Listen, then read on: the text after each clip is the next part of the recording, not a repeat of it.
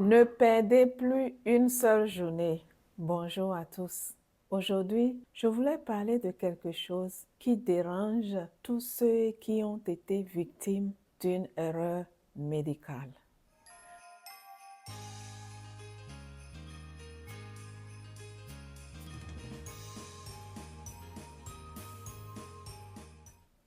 Que vous soyez une famille, membre de famille de la personne qui a été victime, ou bien si vous êtes personnellement victime, ne perdez plus une seule journée à vous sentir coupable.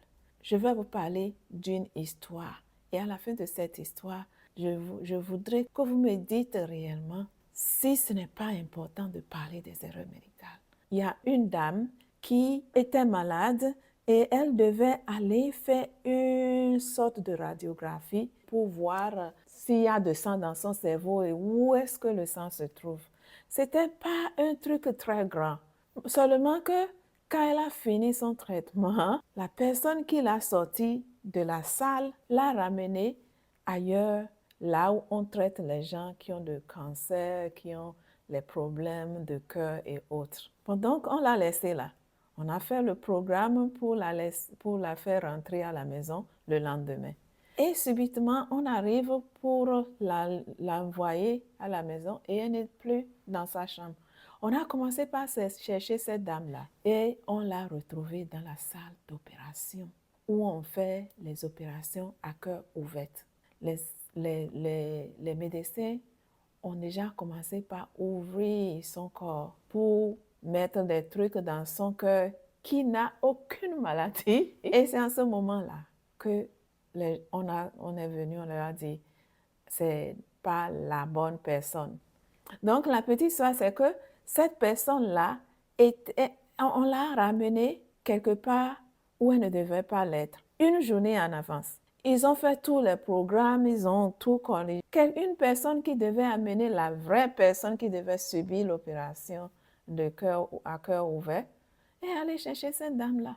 Et on l'a opérée. Heureusement qu'on n'a pas encore touché son cœur avant qu'on ne constate que ce n'était pas elle. Mais elle a déjà été opérée.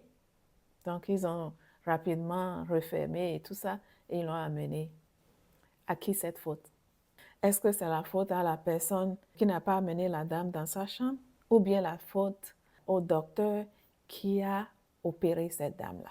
Moi, je dirais que c'est un problème systématique. Ce n'est pas la faute à une seule personne. C'est un problème systématique. Mais vous savez qui va se sentir le plus coupable dans cette situation-là? C'est le chirurgien qui a opéré cette personne-là. Bon, mais s'il n'a pas parlé de ça et s'il n'a rien dit, est-ce qu'on pourra corriger le système pour éviter une erreur aussi grave que ça plus tard? Cette dame-là pourrait mourir parce que les tests et les examens qui étaient conduits sur la vraie personne avant de planifier cette opération-là n'ont pas été faits sur elle. Elle était là seulement pour une autre chose. Mais voilà ce qui s'est passé. Bon, donc, c'est juste pour vous dire que si vous êtes victime, vous n'êtes pas seul. Si vous avez commis une erreur, vous n'êtes pas le premier, vous ne serez pas le dernier. Et si tel est le cas, ne cachez pas ça. Ne vous sentez pas coupable, racontez-le. Les erreurs médicales arrivent un peu partout dans le monde entier. On essaie seulement d'en parler et de corriger le système et de continuer.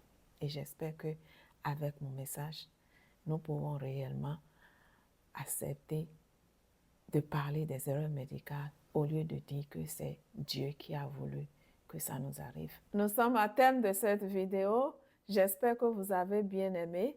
Alors, est-ce que vous êtes victime d'une erreur médicale? Avez-vous commis une erreur médicale? Est-ce que cette vidéo vous a aidé à changer un peu d'avis pour pouvoir vous ouvrir et parler de cet événement avec nous?